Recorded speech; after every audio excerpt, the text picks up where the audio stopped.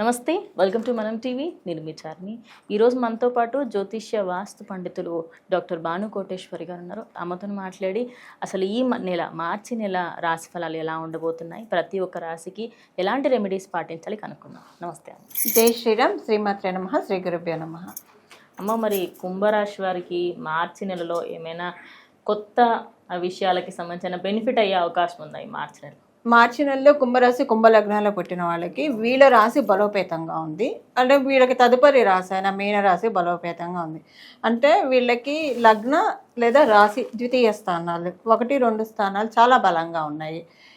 ఇప్పుడు మనము వీళ్ళకి ఏంటంటే ఈ మాసం నుంచి మొదలుకొని ఏదన్నా వీళ్ళకంటూ వీళ్ళు అంటే ఒక క్రీపర్ లాగా కాకుండా వీళ్ళకంటూ వీళ్ళు ఒక సెల్ఫ్ మోటివేషన్ తీసుకొని వీళ్ళకంటూ వీళ్ళు ఒక స్టాండ్ తీసుకొని లైఫ్లో పైకి వచ్చే విధంగా గోచార రీత్యా గ్రహస్థితులు అనుకూలంగా ఉన్నాయి. దానికి తగ్గ కృషి వీళ్ళు చేయడానికి ఈ మాసం అనుకూలం. సో కష్టపడడం, కృషి చేయడం జనరల్గా అందరం చేస్తూ ఉంటాము. మనం ఒక మాట వింటూ ఉంటాం, లక్కు తోడవ్వాలని చెప్పి. లక్కు తోడవడం ఈ మాసం వీళ్ళకుంది. లక్కు తోడవుతుంది. దాని ద్వారా వీళ్ళు ప్రయత్నాలు మానకుండా చేస్తూ ఉంటే, ఎందుకంటే ద్వితీయంలో ఉన్న శనేశ్వరుడు కాస్త బద్ధకాన్ని ఇస్తూ ఉంటారు కుంభరాశి వాళ్ళకి మధ్యలో.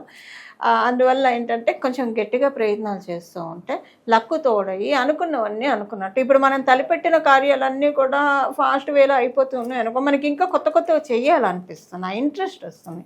ఎన్ని చేసినా కూడా ఏం మూమెంట్ లేకపోతే ఇబ్బందిగా ఉంటుంది కదా. ఈ మాసం నుంచి మూమెంట్లు స్టార్ట్ అవుతున్నాయి ఈ కుంభరాశి కుంభలగ్నంలో పుట్టిన వాళ్ళకి. ఓకే, అంటే అంటూ ఉంటారు మేడం, నిజంగానే అంటే నువ్వు ఎంత కష్టపడ్డా నీ కష్టం కంటే కూడా ఆ కొంత రవ్వ గింజ అంతైనా లక్ ఉండాలి. సో కుంభరాశి వాళ్ళకి కొంచెం లక్ దగ్గరనే ఒక దగ్గర పోతుంటారు. సో ఈసారి లక్ కూడా సహకరించాలి. లక్ ఈజ్ నథింగ్ బట్ దేవతల ఆశీస్. సో మరి అంటే ఇప్పుడు కొత్తగా స్టార్ట్ చేయాలనుకున్నప్పుడు లక్ కూడా ఇంపార్టెంట్ అవుతుంది. అదేవిధంగా వాళ్ళకి అంటే బిజినెసే కానివ్వండి, నిజం చెప్పాలంటే కాంపిటేటివ్ ఎగ్జామ్స్లో కూడా కొంత గొప్ప మనం రాసిన దానికంటే లక్ ఉండాలి. కొంత సిలబస్ రాకుండా అక్కడ వరకు ఆ 5 స్టేజ్ వరకు వెళ్ళాలన్నా అక్కడ ఏదో ఒకటి లక్ అయితే ఉండాలి. మరి అలాంటి వాళ్ళు ఇప్పుడు కుంభరాశి ట్రై చేయొచ్చు, చక్కగా చేయొచ్చు. ఇప్పుడు వాళ్ళకి నేస్తం ఎవరు? డెస్టినీ వాళ్ళకి నేస్తాం. ఇప్పుడు ఫార్చ్యూన్ ఆఫ్ గాడెస్ అనేది వీళ్ళకి నేస్తాం అని చెప్పాలి. అందువల్ల వీళ్ళ ప్రయత్నాలు అన్నీ కూడా కృషితో ఫలిస్తాయి. కృషితో నాస్తి దుర్భిక్షం అని చెప్తుంది. సో అది నిజమే. కాకపోతే కొన్నిసార్లు అది నిజం కాదేమో అనిపించేట్టు పరిస్థితులు కలికాలంలో ఉన్నాం కదా. ఎంత కష్టపడ్డా కూడా కొన్నిసార్లు ఫలితం చూడలేరు. ఇప్పుడైతే ఈ పాయింట్ లేదు. వీళ్ళకి ఏలినాడు శని ప్రభావం కూడా పెద్దగా ఉండదు. అంటే ఈ రాష్ట్రాధిపతే కదా, అసలంటూ ఉంటుంది, నామమాత్రంగా ఉంటుంది అనమాట. ఇప్పుడు ఒక స్కూల్లో ఒక టీచర్ ఉన్నారు అనుకోండి, వాళ్ళకి ఫేవరెట్ స్టూడెంట్ ఉంటే పార్షియాలిటీ ఉంటుంది. ఎప్పుడన్నా మార్కులు తక్కువ వస్తే ఏంట్రా ఇది అని చిన్నగా చెవు మొదలు పెడతాడు, కానీ బెత్తం తీసుకొని చచ్చేట్టు బాధాడు కదా. అది కుంభరాశి ఫేవరెట్ స్టూడెంట్ అలా. మరి వాళ్ళు ఏమైనా రెమెడీస్ చేసుకుంటా అంటే ఆ కొద్ది ప్రభావం కూడా తగ్గే అవకాశాలు ఏమైనా ఉంటాయి?